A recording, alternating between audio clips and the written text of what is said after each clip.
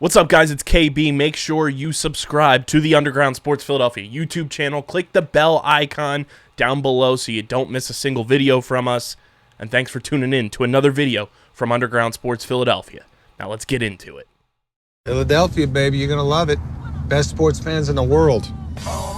Actually, the worst, but that's what makes them the best.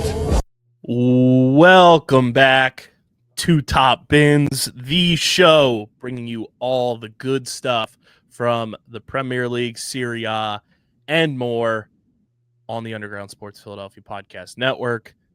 We're going to keep the intro the way that my brother-in-law, Matt, has always done it, so you will always get a clean welcome back. But if you're watching the show, you see two different faces on this podcast. And if you're listening, you're hearing my voice, the OG producer of Top Bins. It's KB coming to you from Underground Studios. And joining me is my good pal, co-host of every single Thursday episode of Underground Sports Philadelphia, recurring guest host on Streamer Season, an OG member of the relaunch and refreshing of OTB back in 2021, the one and only Harrison Krementz. We are here. Top Bins is back. Let's talk some football. Top Bins is back. Now you're probably wondering, it has been since February 21st, 2024, since a new episode of Top Bins was released. And we never really addressed why Top Bins went away. I may have touched on some things here and there over the summer, but here's the situation for the Top Bins listeners who may not listen to Underground Sports Philadelphia. Back in February, Matt told Dom and I that he was getting ready to go back to college to finish his teaching degree, and he had to step away from the pods. And Dom is a full-time teacher himself. He's a coach of a varsity field hockey team, coach of a girls varsity lacrosse team. He's married. He's got oblos, yada, yada, yada. So Top Bins kind of just went away unceremoniously, kind of like the first time, but for a much shorter hiatus. But here's the thing. I know there's a lot of fans of Dom who listen to this show. I know there's a lot of fans of Matt who listen to this show. And I know there's a lot of fans, myself included, of those two as a duo on this show. If those two find the time and feel they want to reassume hosting duties of Top Bins, it is their show. It is just an IP of Underground Sports Philadelphia. They will reassume hosting duties at the flip of a switch. Harrison and I will work on production of the show. We'll pop in time to time, and we'll have some fun. But for the time being, as we get set to go into the new year, we are no longer going to just live with the fact that we have dead IP on this network. We're not going to let anything go unused, and we're going to make things work. So for the time being, Harrison and I will be assuming hosting duties of Top Bins, unless Matt and Dom decide to come back. But we'll be hosting it each and every week, and we are going to have a slew of guests hopping on with us, either weekly, ever so often. But we have a number of people who have gauged interest about joining us on this show. It's going to be a community type show. We're going to have fun with it. Obviously, you guys know, OG listeners, I never really got into the Premier League, never really got into Serie A. But back in January of 2024, we went on the beginning stages of me searching for my fandom. And when August rolled around, I was like, you know what? I'm going to commit. And I've been watching the Premier League every single week, or following along if I'm on the road every single week. And we announced a couple weeks ago the Premier decision will be coming at a later date. That date has been determined. It will be January 29th. We will make the announcement. A video will be posted on our YouTube channel. We'll talk about it on the pod. But we'll get into that a little later on. The show, we will be continuing to talk Premier League. We'll be continuing to talk some Serie A. We'll talk some other leagues as well. But for people that don't know Harrison, because he's never been on this show, he's a huge Chelsea fan. And I don't have a fandom yet. We have my good friend Mark Kramer, who is a diehard Arsenal fan, who will be joining us in the next couple of weeks, here and there, and whenever his schedule is accommodating to join us on the show. And we're just going to have some fun. I've been enjoying getting into the Premier League, and it's going to be a fun show to bring back to the network. And we have the full rebrand done. The new logo is at the top for everybody. It's been on our socials and the podcast cover art when we announced it, but it's good to have a show up and running yet again, Harrison. Oh, absolutely. And you talk about Mark. It's going to be fun to have some top of the table feuds here. There's nothing I love more than ripping on Arsenal fans. So it's just the Chelsea fan in me. I can't let that slide with other London clubs, whether it be Arsenal or Tottenham, West Ham, Fulham, which we're going to get into this later. I'm so pissed about that Fulham game from the other day. So pissed. Yeah. But yeah, the rivalries are alive. My rivalries don't just end in the North American region. Yes. And for those of you who missed out on my announcement of my Elite 8 for the Premier decision, teams in the running for my fandom: West Ham, Newcastle, Liverpool, Aston Villa, Brighton, Arsenal, Crystal Palace, Man City. So Harrison and I will have different fandoms, which I think plays very well. And I'll be talking about all of those teams, kind of where they stand. And at the end of the episode, we figured what better way to kick off the revival of Top Bins than me eliminating two teams from the running for my fandom. So we will have an elimination ceremony at the end of the episode where we knock off two teams from my fandom. But Harrison, it's what a perfect time for us to bring it back. Festive fixtures going on as we record this. That happened this weekend, and a lot happened this weekend across the table. Let's start with the game that got everything going. Man City, Everton, 1-1 draw. And Man City, since the last time this podcast has been recorded, has fallen off a cliff. Yeah. To say the least. You're talking about a team that's won the Premier League basically, 8 out of the last 9 years, something like that? Something like that. Yeah, they're Champions League victors. Some of the greatest players in the world have gone through that club. You had Riyad Mahrez, you had Erling Haaland currently, Sergio Aguero, and you have possibly the greatest manager in the world in Pep Guardiola, and they've just hit a wall, and it's beautiful to watch. There's nothing that I love more than seeing a team with so much money to spend, so much talent, and who've gotten away with a lot of cheating in the past, a lot of transfer violations that they've snuck under the table. It's like seeing the Patriots fall down, and it's genuinely beautiful. I could not think of a more deserving team to have this kind of fall off, other than possibly Man United, but that's because we're all sick of Man United. Let's be real. I mean, Man City sitting in 7th right now on the table. I don't think anyone could have seen that coming into the year. No, I thought that they were going to be it was going to be another year in hand for the champions. They would have had the Premier League in hand and ready to hoist the trophy at the end of the season by February. But that is not the case this year. And, I'm not the biggest supporter of Liverpool. I don't hate them, but I don't like them. But I'm happy for them. A team that's only won the Premier League once in the history of the Premier League, not the English top flight, the Premier League. As long as it's not Arsenal, I'll be happy. And Chelsea, what title race? What title race are we part of? We're living in the moment and enjoying the start of the Enzo Maresca era.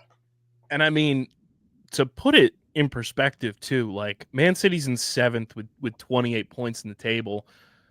From fifth, like that Europa League spot is currently occupied by Newcastle with 29 points. 7 points separates 5th and 14th in the table right now. That's insane. Like Manchester United is 14th with 22 points. Newcastle's in 5th with 29. I'm hoping that gap increases a little bit because I want to see United start fighting for their lives. And wouldn't it be insane to see Manchester United in the championship in anywhere between 1 and 5 years? I think that'd be beautiful. Paramount Plus would be licking their chops. Oh yeah. Oh yeah. Just like give us one of the all-time great teams in the second tier of English soccer. Just let it happen. Funny. Just let it happen. But yeah, I mean, Everton gets a point to keep them kind of above water, to say the least. They're treading right now. Yeah, they got their second wind right now. But I mean, that's an absolute win for them to kind of draw Man City. Yes. As the people call it, the empty head. Yes. The most fair weather fans in all of sports. They're there for the successes, and when they're not there, the team's in a bad hole. Big win there for Everton, even though it was a draw. Newcastle has been on a tear. Yeah, they terrify me. Over the past, I want to pull up their past couple of matches here because they've been on an absolute shit run over their last 4 games since the 14th of December. A 4-0 win at home against Leicester City, 3-1 win at home against Brentford, 4-0 win away at Ipswich, and then a 3-0 win at home against Aston Villa on Thursday. That's the most impressive of the wins. Obviously, those other teams, yes, they should beat them. To get a clean sheet against Aston Villa, who's kind of right there with you, fighting for that Europa League, fight for that 4th Champions League spot. That's a huge win for them. And I mean, Isak is unbelievable. He is. They have not had a striker like that since Alan Shearer. And that puts it into perspective because Shearer was at the top of his game in the Premier League 20 to 30 years ago. Ever since they've been revitalized by the Saudi group, they're one of the teams you never want to come up against. They have good players. They have money to spend. They're one of the traditional great Premier League teams and English top flight clubs. And I remember when I was getting into soccer damn near about 10 years ago now, they're one of the teams that was never really contending for anything. They were always fighting for their lives at the bottom of the table. And I love seeing when a team can turn it around and really fight for the Premier League after being around championship, being around relegation. And it's a nice change of pace. Again, it's not a team I want to see anytime soon, especially with Isak playing the way he is. That banger of a goal from Anthony Gordon the other day was nice little curler to the top right corner. Anthony Gordon scored in this game 2 minutes into the game. Yeah, it was quick. Absolutely, shithoused a very good team. Yeah. And they're a team right now that you don't want any parts of if they're coming up on your schedule. And you look at who they have upcoming after the holiday, their next couple of matches, they have Man United on Monday. Yep. At Man United. They're at Tottenham on Saturday, January 4th. And then they've got Arsenal in the EFL Cup semifinal, leg 1, at Arsenal. And then they're home against Bromley in the FA Cup 3rd round. Okay. And then they're home against Wolves January 15th, home against Bournemouth January 18th, at Southampton January 25th, and then home against Fulham February 1st. I can see them handling United very easily because United have not looked good at all under their new manager, Ruben Amorim. Tottenham is always a coin flip because they can come out and play like world beaters. Heung-min Son can play the way he's played for the past 7-8 years, which has just been top of the world. Or they can come out and show that they're the bottlers that they are. Mm-hmm. They choke in the big game scenarios. So it's weird with Tottenham. And then, I feel like Arsenal's their biggest test, and obviously it's not Premier League competition, but that's going to be your biggest litmus test to where you are right now going on this run. If you're Newcastle and you want to show out, you're going to the Emirates, go and put on a performance and beat a very good team and show that, hey, we belong to be talked about in the breaths of Arsenal and Chelsea and Nottingham Forest right now. And, nobody's really in the breath of Liverpool the way they're playing, but you want to be mentioning that 1A tier right now. Show out against Arsenal, and you could potentially be there. And Newcastle really do want a trophy out of the season because I feel like all the recent seasons have been successes in the sense that they are slowly climbing their way up the table. But a trophy this year really cements their status as a team that is on the come up and will be contending for the Premier League in future years, especially when you have City on the downslide. Someone's going to need to take that spot, and I can think of no better team than Newcastle to fill that void. And John Duran gets a red card in this one. It gets Huge. upheld. He's out for the next 3 matches. So Brighton kind of catch a break in their next match because they see Aston Villa next. That's a huge win for them. That they're going to be down one of their best players. And John Duran has been instrumental to the success of Villa this season. He's scoring goals at an insane rate. He may have had goal of the year a couple months back, that banger from distance. So losing him for 3 games is a massive knock to an Aston Villa team that had title aspirations at the beginning of the season. And now they're just going to be hoping to fight for a Europa League spot. So with that red card, obviously, apologies to anybody who's listening that is more knowledgeable than me. Does that just count for Premier League matches? Yeah. Okay. So they'll have him for the FA Cup against West Ham. I believe so. I may be wrong. He'll be the rules about red cards always kind of trip me up. But he'll be out against Brighton on Monday. He'll be out against Leicester City on Saturday. And then if it is just Premier League, he'll be out against Everton on January 15th. And then he'll be back. Aston Villa kind of catch a break. He'll be back for Arsenal on January 18th. And that's a huge coup. I feel like losing him against Brighton, who's a team who plays very well, and they're on the come up. That's a major knock to them. Mm-hmm. Losing him, especially when they're so close in the table. Aston Villa is now 9th in the table. Brighton's in 10th. That's a mid-table game that is going to be very important for the future seeding and for Europa League hopes and Conference League hopes. Now, losing Duran against Leicester shouldn't be too much of a knock considering how Leicester have been this season. Mm-hmm. I mean, Leicester can always pop out. They're one of those teams that have always just been gritty and they have good fight in them. And, I mean, you look back on that 2016 season, the miracle run, that's one of the greatest seasons I've ever seen in my life. But you have an aging Jamie Vardy up top for them who still scores at a good rate, but he's not the player he once was. And we'll just have to see how that loss impacts them in that game against Leicester. And then Everton's such a weird team. Yeah. They're such a weird team.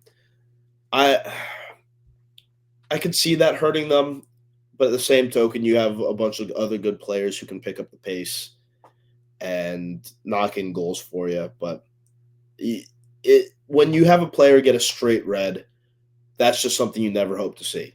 Mm-hmm. Like, at most, you want for a second yellow, like Cucurella had 2 weeks ago. You take a 1-game suspension over a 3-game suspension any day of the week, and I don't think that's just a soccer thing. That's an every single sport thing. 100%.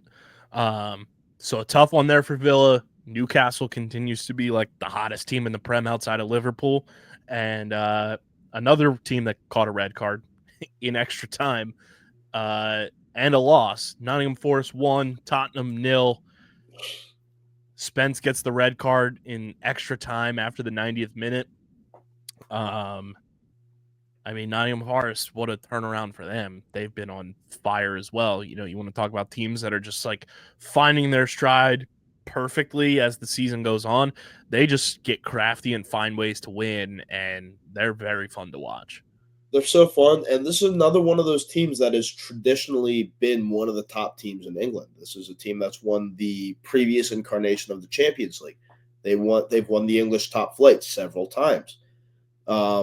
And having them get their resurgence is a beautiful sight to see, especially when they beat on a team like Tottenham. Mm-hmm. And for our Underground Sports Philadelphia listeners, in terms of rivalry, I would compare if we're talking for me, Chelsea are my Eagles, right? Tottenham have to be the Giants Okay. because they've been a team that have always been like solid, and in recent years they've taken a nosedive, and at this point you just can't help but feel bad for their fans. See, I've had a lot of people compare Tottenham to me in the past to the Cowboys. No, well, it depends on your rivalry stat. If you're Arsenal, Tottenham are your Dallas Cowboys. Okay. Easily. And it really does depend on what team you're a fan of. Like for me, Arsenal are my Dallas Cowboys. If we want to talk locally, Fulham have to be up there, as would be Leeds, who I'm very happy to see in the second tier. They're on their way back, though. Hey, get that dirty ass team out of my Premier League. Free Brendan Aronson. Free Brendan Aronson. Bring him back to the Union. That's a Philly boy right there. But if you want to compare rivalries in the NFL to like the Premier League, it really does depend on which team you're a fan of. Yeah, that's the best way I can talk about it. Good win for Nottingham Forest. They stay top 4. Good for them, man. Continue to just be a great story this season. They're sitting with 34 points. They're 2 points off Arsenal for second in the table. A point off Chelsea, then. Point off Chelsea. Like they're good. Like there's not much you can say. And I mean, they were 17th in the table last year, so to jump from 17 to 4 at this point in the season is pretty damn good. And you're going to have to assume that the big teams are going to try and poach a bunch of their players. So we're going to have to see how that affects them going into the summer transfer window, because the winter transfer window is fun, but you don't often see too many big moves. And if there is a big move, it's usually a shock. Yeah. Like Fernando. And a lot of people back in the day. I was Chief, who works at Barstool's, a Nottingham Forest fan, and I watched their soccer show that they do, Pitch Picks. He's talked about, there's a lot of guys on Nottingham Forest that Forest kind of gave them an opportunity. So they might be loyal to stay at Forest and not want to find their way out and want to kind of see things through with them to get to wherever they want to be. Because it's a lot of guys, too, that are, they're not old per se, but they're older. And they're not the 21 and 22 right. year olds you see dominating the league right now. These are 26 to 28-year-olds. And they came back from other leagues to Nottingham Forest when they were down, and now they've kind of, saw this through, and they might want to see the project all the way through, try to get them to Champions League as a squad, which would be pretty cool. I feel like that's not all too common. Not anymore, at least. We're not seeing many players like a Totti anymore. We're not seeing many players like God, why am I blanking on his name? The legendary Barcelona center back that I'm just blanking on the name right now. We don't see many more Philip Lahms or Thomas Mullers in the game anymore. The money talks. Mm-hmm. Money talks in a big way. We're seeing that with the big resurgence of the Saudi league. Getting players like Ronaldo and Benzema and Neymar. But as you said, I hope that loyalty really does shine through for these Nottingham Forest players, because it's a team that deserves it. Yeah. And I mean, if you're Tottenham, like, you're sitting in 12th right now. Yeah. Which injected into my veins. I love it. I love it. 0-0 draw on Thursday between Bournemouth and Crystal Palace. That's a win for Crystal Palace for sure. Bournemouth is sitting in 6th. If they would have gotten all 3 points, they'd be sitting in that Europa League spot over Newcastle right now. So that's a win for Crystal Palace, because it wasn't too long ago they were sitting in the relegation zone and kind of firmly entrenched there. But they're treading just as much as Everton right now to stay above water there. Yeah, Crystal Palace has always been a weird team to me, because, like, back in the day, they had Zaha and Benteke, and they'd somehow pull off some big coups against major teams, but they never really poked their head into that territory where they're contending for the Europa League, where they're contending for the Champions League. And they've got, like, a lot of history, but not really great history. Mhm. I can't remember the last time they were really contending for a title, and they're just so weird. Weird club. Yeah. Not great for Bournemouth. Obviously, you want to get the full 3 points against a team that's towards the bottom of the table, but I'm sure they have the talent to bounce back and they'll They figure will. things out. And a team I that's got to figure something out, Harrison. Your boys dropped one for the first time in 45 years at home against Fulham. Yeah, that one hurts a lot more. If we had lost to like, an Arsenal or like anyone else in London, I would have been like, all right, this sucks, but we can bounce back. Fulham, our West London rivals, are you kidding me? That hurts so much more. And the fact that we had so many great opportunities in that game that we just squandered. To be fair, Bernd Leno had an insane game. That save he made on Enzo was unreal. And I mean, you had Cole Palmer score a goal that looked like the reincarnation of Eden Hazard on the pitch, who is my favorite player of all time. And Eden Hazard is the reason that I'm a diehard Chelsea fan. But it was opportunity squandered mixed with a late resurgence out of Fulham. And they scored their 2 goals within 10 minutes of each other, one in the early 80th minute and then one just after extra time. It's sickening. 82nd minute was the first one, and then Yeah. Rodrigo Muniz hit it in the extra time. Yeah. So we're just going to have to bounce back, and I feel bad for our opponents on Monday because this is going to be a pissed off team. Cole Palmer might score another 4 goals. Let's see. Monday, you guys are away at Ipswich. Yeah, Ipswich are they're going to wish they never ran into us. And it's a bummer too because Arsenal ends up winning. Yeah. So you don't keep pace there. Stupid you fall a Kai point behind. Leaving us for Arsenal and then putting in the game winner. That man won us the Champions League. I hope he never forgets that. Huge win for Fulham, though, in terms of where they sit in the table. They get the full 3 points. They now have 28 points. They jump Aston Villa. They're right behind Man City. And that's a huge win for them. They're sitting 8th in the table now and kind of puts them in a nice little spot heading into the new year. West Ham get a 1-0 win away at Southampton, a team that you should beat. You should never concede points to. They got the job done. They did exactly what they needed to. And Liverpool's feeder club is just probably going to go out of the Premier League again. And then we go to the surprise game, I think, of the weekend. Wolves 2-0 against Man United. Bruno Fernandes gets a red card. They're playing down a man pretty much the entire game. And Wolves get a win that alleviates them for now out of the relegation zone, especially following the Ipswich loss. Things have not been smooth sailing under Ruben Amorim for United, and I love it. There are no more teams that are more deserving of a downfall like this. And when you lose to Wolves, but if it was 1-0, it would have been like, okay, they got a goal on you. So what? You just couldn't find the back of the net, and you move on. But you lose 2-0.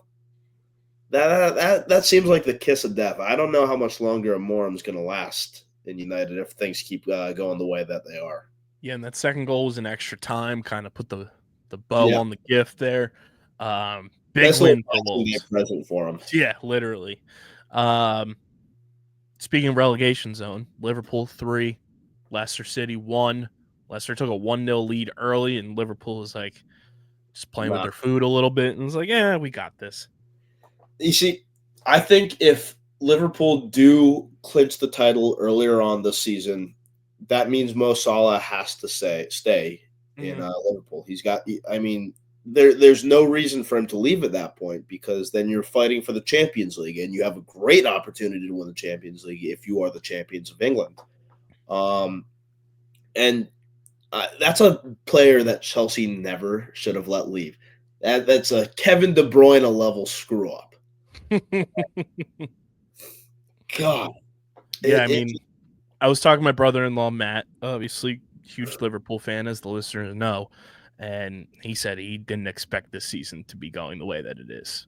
You know, brand new manager and kind of just uncertainty from that situation, and he figured they'd be good, but he didn't expect them to be this dominant. It's insane to see. This is reminding me of when Antonio Conte came into Chelsea and in his first year just dominated the Premier League. Sometimes when you get a new manager, they just take to the game like that. We saw it with Pep Guardiola. Well, not really with Pep Guardiola, because his first year was when Leicester won it. But him in every other league that he started up, his first year with Barcelona, he wins the treble. His first year with Bayern Munich, he wins the Bundesliga. And Slot is really learning how to play Premier League ball better than any manager I've seen in recent memory. Yeah, Liverpool's cooking on all cylinders, and if you're Mo Salah, like I was telling Matt, I said, like, I obviously have not been following the Premier League as long as some, but like when I think Liverpool, I think Mo Salah. Yes. And it's strange because, 10 years ago, you say you think Liverpool, it's Stevie G. The boys from that night in, where did they win the Champions League? The Liverpool fans will know it better than I. I remember the night in Munich. I remember the night in Portugal, but I don't remember the Liverpool Champions League wins that well. But it was Stevie G and Luis Suarez. And now you think of Liverpool, it's Mo Salah. And that man has done great things for the area, great things for the team. I mean, hell, he brought them their first ever Premier League victory. So him leaving would be utterly insane, especially after having a season like this. But on the flip side, you leave Liverpool as a champion, as a victor, and you leave your legacy without a shadow of a doubt as one of the greatest players to wear the red. He's one of those guys too, and Matt and I were talking about it, like he's almost on a Tom Brady trajectory where like he's insane about his fitness, insane about keeping his body like as pristine as possible, and I genuinely think he could play at this level for another 3, 4, 5 years. Absolutely. And be as dominant as he is. It's that LeBron James meme. Thank God he's 30. We only got like 5 more years of this bullshit. Yeah, right. Nope. Unfortunately not. Good win for Liverpool as they continue their dominance. We go to the south end. Brighton 0, Brentford 0. I was able to watch this game because it was on in the afternoon, so I was like, oh, let me just pop it on.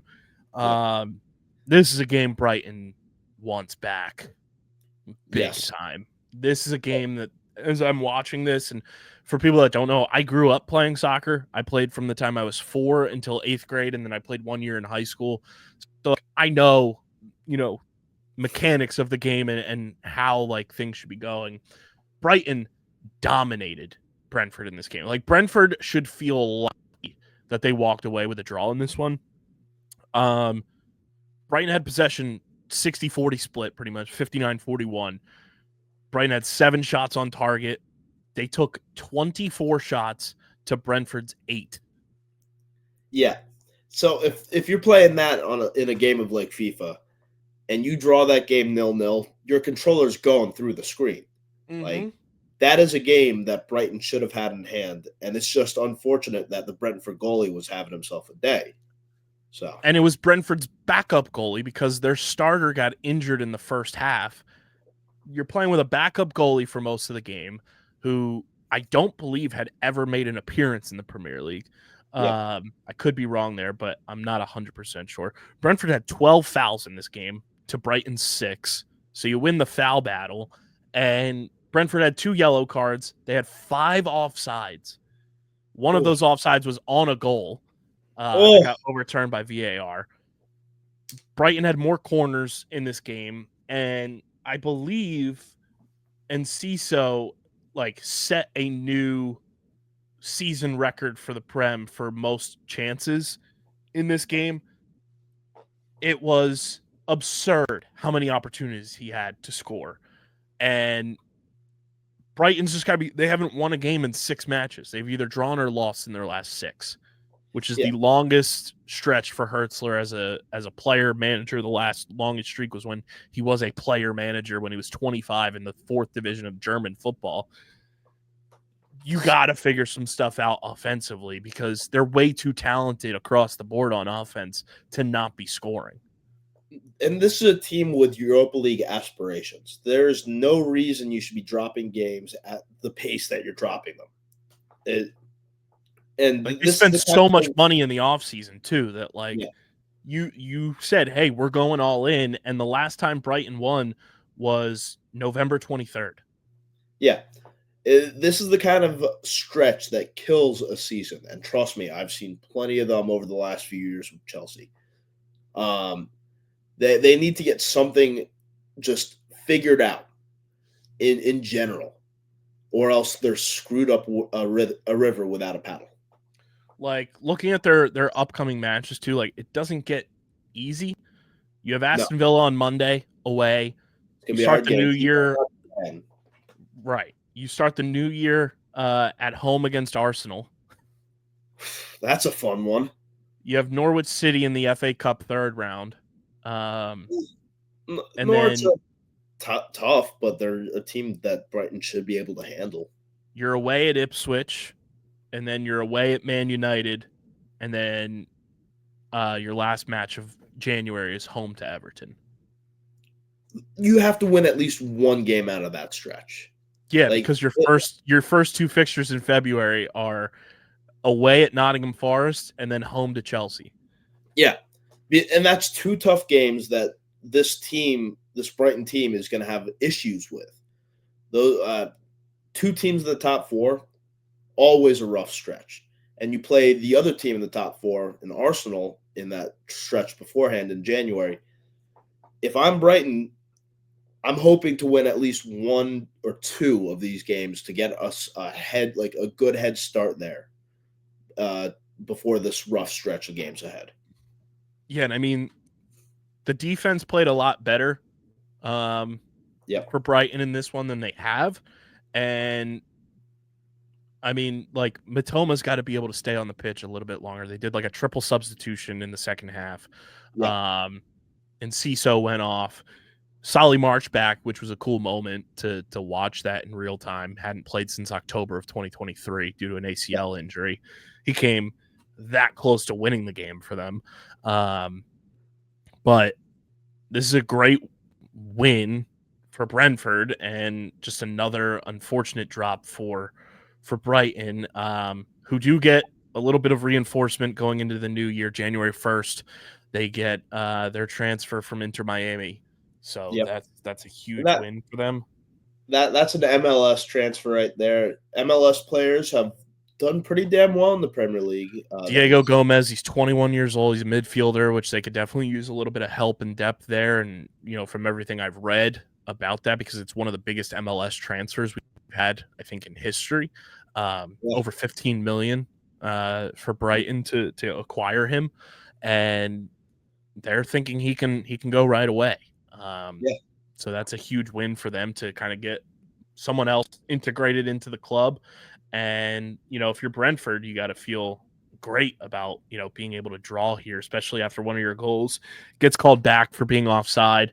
You keep pace, you're 2 points off Brighton, and, you're right there in the Europa League race. You're 5 points off 5th. You keep your season alive. If Brentford can string a few good games together after this draw, they're right in that conversation for 7th or 6th, there. And then the last match of the weekend, Arsenal 1, Ipswich Town 0. Same old song and dance for Arsenal. They just continue to. A lot of people saying it could have been 4-0, which it probably could have been the way that they were playing, but they get a win. They keep pace and jump above Chelsea with a win. Yay. I miss it when the worst thing we had to worry about with Arsenal was them winning the Europa League. And then we beat them 4-2. So, suck it, Gunners.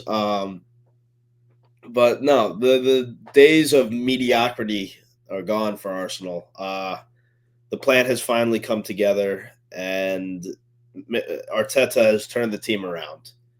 And it's infuriating to watch. I wish that I could go back in time and enjoy those last years of Arsene Wenger and just that squandering team where the only bright spot was Mesut Ozil, because I miss that. I miss that so much. I miss when they were just a mediocre club and annoying as hell to see. Looking at the table, I think I want to get your thoughts on this. Of the standings right now, I feel like maybe the top 11 are the teams that are still alive for Europa League and obviously Champions League, but Liverpool kind of firmly entrenched at the top right now. Arsenal, Chelsea, Nottingham Forest round out the top 4. They're all separated by 2 points. Newcastle and Bournemouth both with 29 points.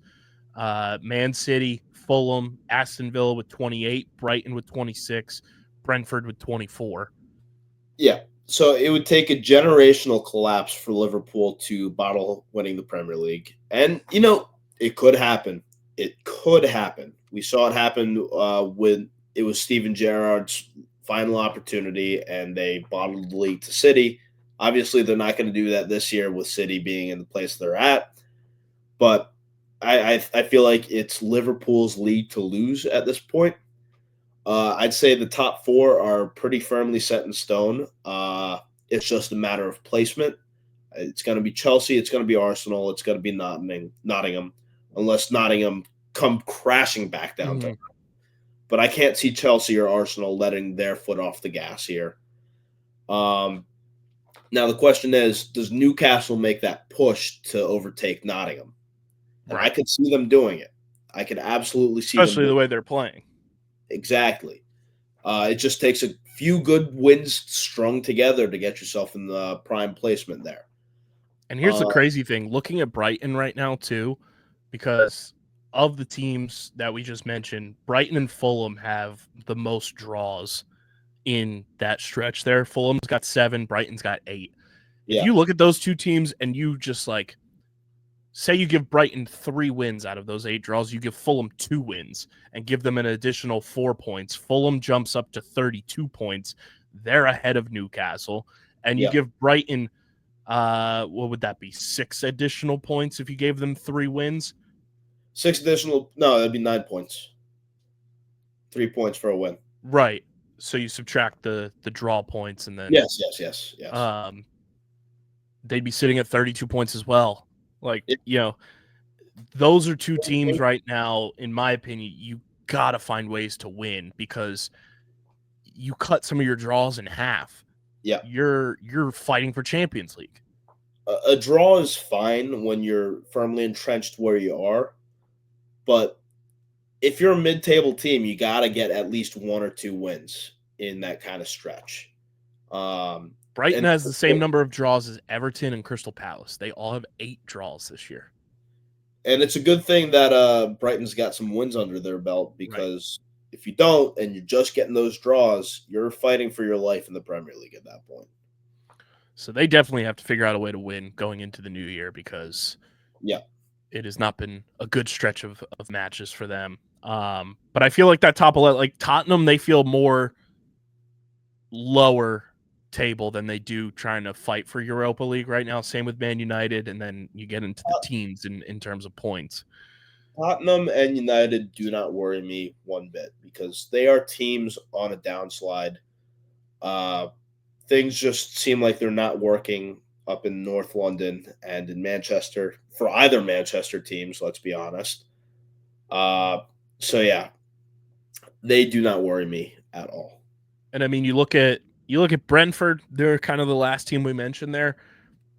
They could be kind of looking towards the bottom more than fighting for that Europa League. These are their fixtures coming into the new year. They start 2025 at home against Arsenal. Then they're away to Southampton. Then they have Plymouth Argyle in the FA Cup.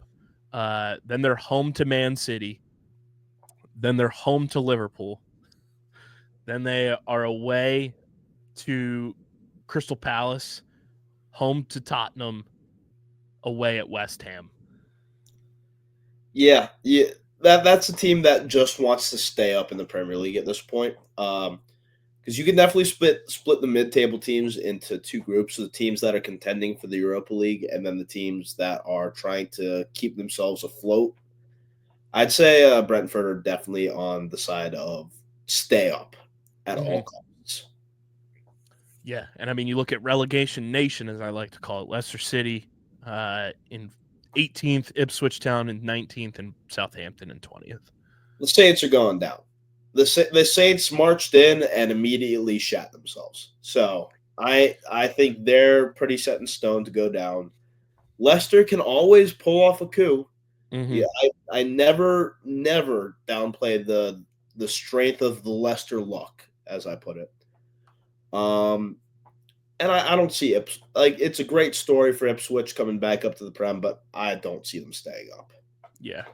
And I mean, I think you look at the other teams that are kind of in that zone that haven't hit the 20-point mark: Everton, Crystal Palace, and Wolves. It wouldn't shock us with any of them, really, if they went down. I think Leicester could possibly overtake Wolves. I think Crystal Palace could always just fall apart at the end. I think Everton have a slight bit of luck on their side. I think Everton will stay up. I don't think they are relegation candidates this year. So there is the Premier League that was. We'll get into a little bit of what's upcoming as well. By the time you guys are listening to this, some of these games will have already been played. But before we do, I want to talk to you guys about our friends at Biñho. It is the #1 tabletop game for your favorite soccer fans out there. Harrison, you've played Biñho. We love it here. It is it's truly one of the coolest games out there. The best. It is a conversation starter for the tabletop game experience. It's soccer meets paper football. You use your fingers. It's flicking. They have a shirt on their website. It's I Heart to Flick. It is truly hilarious. We love Biñho. Their boards are top quality, and it is truly the best tabletop game for your man cave, your she shed, tailgates, whatever it may be. You whip out a Biñho board, you're going to have a conversation going, and people are going to be huddled around you. Use our link in the description and use our code, which we are looking to get fixed, just so it matches the podcast and everything. But the code right now is Biñho Bennett 62. It is in the description. Use our link to purchase your Biñho board, and you will get 10% off your entire order with our friends at Biñho. And we're happy to have Biñho back on board, no pun intended, with us here on Top Bins. And let's look a little bit ahead, kind of seeing the fixtures upcoming for this week. We've got Leicester City playing host to Man City on Sunday. We've got eke out a draw in that game. Yeah, that would be huge for Leicester City. Everton playing host to Nottingham Forest. Crystal Palace playing host to Southampton. Wolves are away at Tottenham. Bournemouth is at Fulham. Liverpool is at West Ham. And then on Monday, Chelsea is at Ipswich Town. Brighton is at Aston Villa. Newcastle's at Man United. And then Arsenal are away at Brentford on Wednesday. Bunch of good games this upcoming week. Nothing too crazy, I would say. There aren't, many top-of-the-table clashes. But Chelsea have to do their job and beat a team that they should handle easily. Mm-hmm. They've got to be pissed after that Boxing Day fixture. And if they don't go out there and put up 4-5 goals, I'd be pissed with myself. I think potential match of the week candidates: Fulham, Bournemouth, Liverpool, West Ham, Aston Villa, Brighton. Yeah. Those could be. Those could be fun. They could be feisty. I think Aston Villa and Brighton could be extremely feisty, especially with where those two are sitting in the table right now. Like, both need 3 points badly to kind of level themselves up. Same thing with Fulham and Bournemouth. You look at the table right now, and those two are fighting for positioning big time. Where Fulham's sitting in 8th and Bournemouth sitting in 6th. That could be huge implications there. Because right now, 6th place is getting you Conference League qualification. Yeah. I think, especially with the absence of Duran, Brighton are going to be looking to pounce on Villa. As we talked about, they need that win. But yeah, there are a couple games that let me pull it up. I think that could be just insane. This Nottingham Forest game, they need to hammer down on Everton. Mm-hmm. I would love to see West Ham pull off a coup against Liverpool. And I think Wolves can beat Tottenham. I really do. That'd be fun. That'd be a nice little streak for them. Yeah. Man United and Newcastle is going to be fascinating, too, on Monday. I think Newcastle are going to stomp them. It's going to be fascinating to watch that. It'll be fun to watch. Yeah. I'm excited for all of the upcoming matches. That'll be match day 19. That starts on Sunday. Let's do a little check-in, though, Harrison, with SerieA for the people. It's brought to you by Paramount Plus. Yes, Paramount Plus, a proud sponsor of Top Bins. And guess what, guys? You want to talk SerieA? You want to talk, a little bit of action here? If you haven't already, the Christian Pulisic documentary is now streaming exclusively on Paramount Plus. It is presented by Michelob ULTRA. It's now streaming. Go check it out. It's something that I definitely have to sit down and watch and take a peek at. But Pulisic, presented by Michelob ULTRA, is the new docuseries streaming on Paramount Plus. You can sign up for Paramount Plus for free by using our link in the description, or sign up, get a subscription, check out their entire catalog of amazing shows, movies, and plus Champions League on Paramount Plus. So sign up for Paramount Plus today and check out the Pulisic docuseries now streaming on Paramount Plus. Use our link in the description to sign up today. SerieA is back in action today. A couple games went on as we record this that have gone final, and one is live right now. But Genoa get a 2-1 win over Empoli on the road. Monza lose to Parma 2-1, and Monza catches a red card in that game as well. Inter go on the road and beat Cagliari 3-0, and then Atalanta and Lazio are tied right now 0-0. Game just started about 7 minutes ago. And then rest of the matches this week for SerieA, Udinese and Torino get going tomorrow at 6:30 a.m. Eastern. Napoli and Venezia, Juventus and Fiorentina. Milan plays host to Roma, Como and Lecce, and then Bologna and Verona on Monday, as is that Como and Lecce game. Looking at the table in SerieA right now, Atalanta at the top with 41 points, Inter with 40, Napoli in third with 38, and Lazio in fourth with 35, Fiorentina with 31, Juve with 31, Bologna 28 points, Milan with 26, Udinese with 23, and those are all the teams with 20 plus points right now in SerieA. Yeah, this league this year, it's going to go to one of Atalanta, Inter, or Napoli. I don't see Lazio contending fully, but they'll definitely wrap up a Champions League spot. Mm-hmm. It's nice watching Juventus take a little slide. I don't think I speak for just myself when I say all those years of dominance have made me sick of that club. AC Milan have to figure something out. Yeah, they're too talented to be not towards the top. I'd love to see Atalanta come away with a Serie A win this year. Honestly, we saw Inter get the champions badge last year. Napoli are always good contenders, at least out of recent years. And it's shocking to see Roma at the sub 20 point mark. That was always a fun team to watch. But I know who else is pretty happy with the Juventus downside, and that would be Torino. That would also be dumb. And that would also be dumb.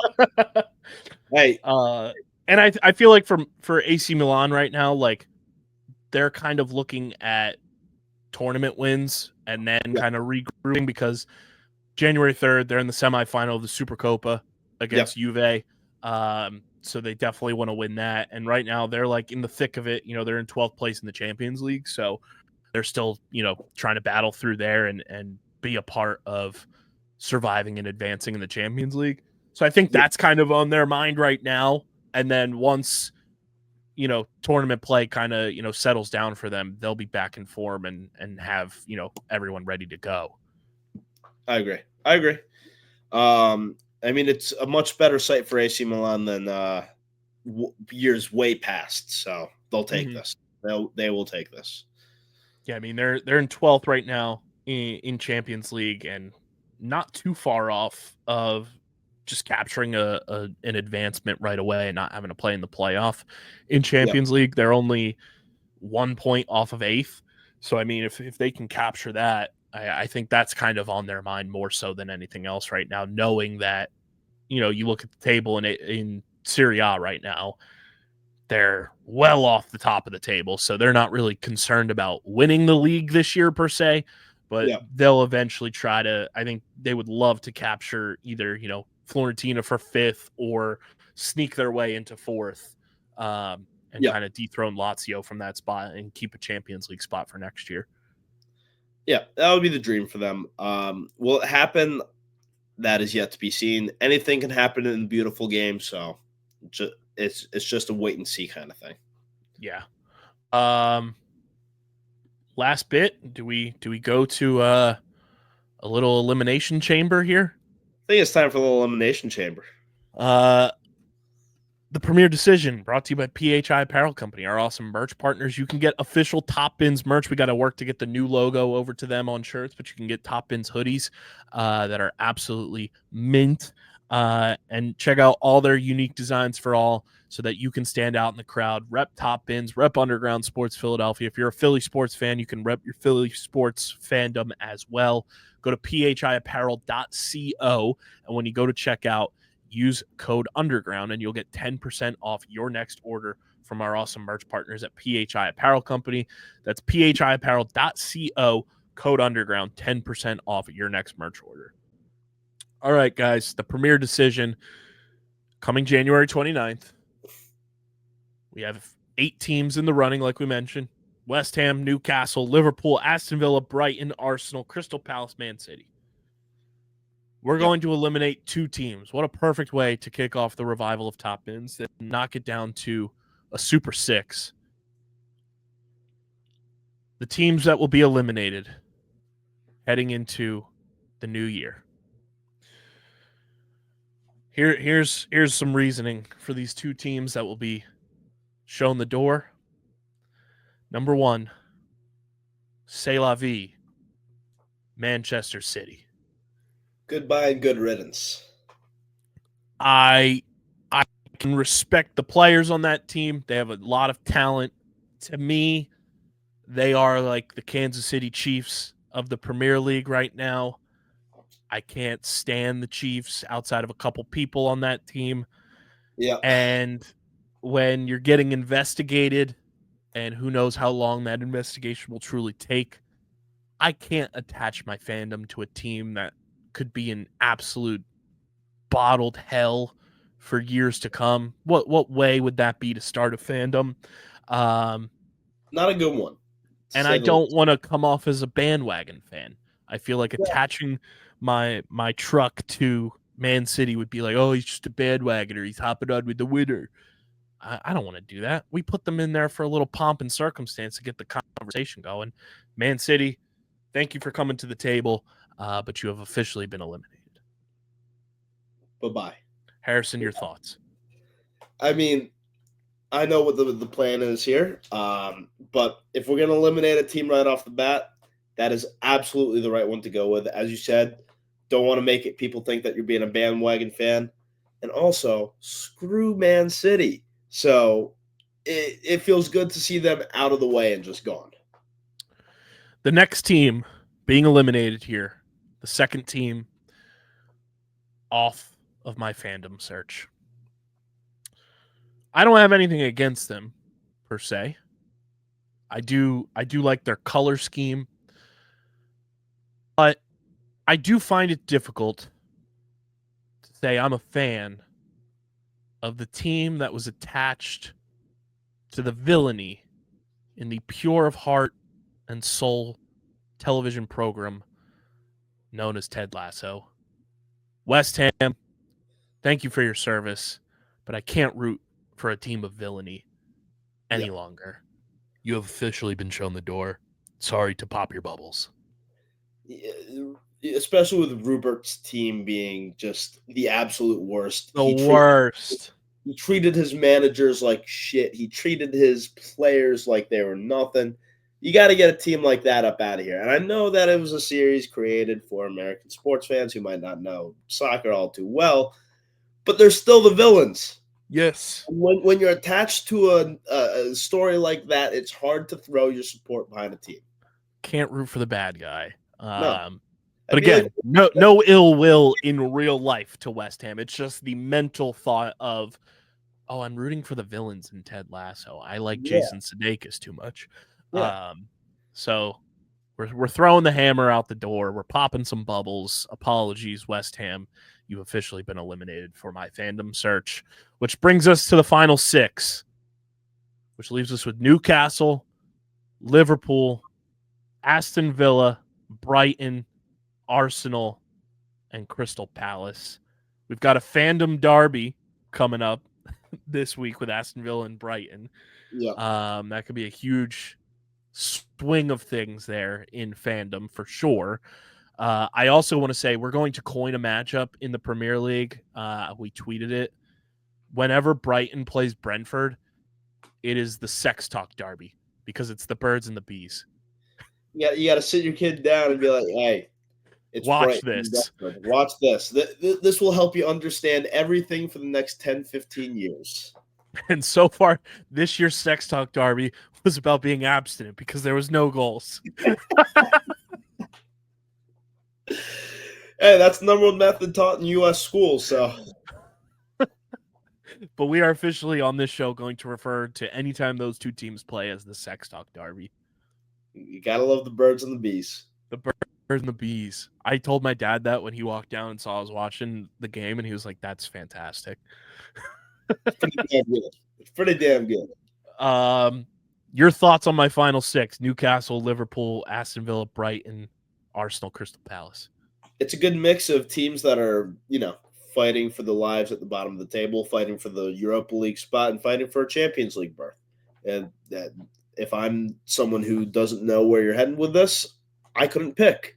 So it's nice and diverse, and there's no traditional mainstays apart from Liverpool and Arsenal. So that's a nice little sign right there. Yeah, didn't want to litter everything with Super Six teams and all that. So it'll be a fun decision, and we'll see when the next announcement of elimination chambers arise on the show. But we're down to 6, and you guys will know the decision on January 29th, as we will have the premier decision air on our YouTube channel, youtube.com/@undergroundsportsphiladelphia, and across all the Top Bins and Underground Sports social channels. But hey, Top Bins is back, man. We're back. Excited. I think it was a great first episode back. Make sure you guys are following Top Bins on social. It's been going on the ticker if you're watching on YouTube. On Twitter and TikTok, it's @FC Top Bins, and on Instagram and Threads, it's @TopBinsPod. You can follow on whatever social platform you choose. We're going to be trying to be way more active on there across the board. You can follow me on Twitter at KBIZZL311 and on Instagram and Threads at KBIZZLE11. Harrison, what's your Instagram for the people? Harrison.Krem. Yeah. Easy, simple. Easy, simple. So definitely follow Harrison on Instagram and subscribe to the pod. Apple, Spotify, wherever you get your podcasts in audio form. Leave a 5-star review. It goes a long way for helping this show kind of regain its traction, let people know that Top Bins is back. You can leave us a comment on the Spotify comment section as well. We'll definitely be checking those out. But leave us a 5-star review. Let us know how excited you are that Top Bins is back. We might open a voicemail line on this show as well. We'll see as the weeks go by, the traction on the show, if it makes sense now or to wait until next season for that to be opened up or when makes the most sense. But stay tuned for that. Let us know if you want a voicemail line to kind of get your grievances out there and everything about your squads. And subscribe to the Underground Sports Philadelphia YouTube channel, youtube.com/@Underground Sports Philadelphia. That's where you'll get full video episodes of Top Bins every single week. We're aiming to either air the episodes Thursdays at midnight Eastern time or Fridays at midnight Eastern time. We're still trying to figure out what makes the most sense in terms of the schedule that we have on the channel already.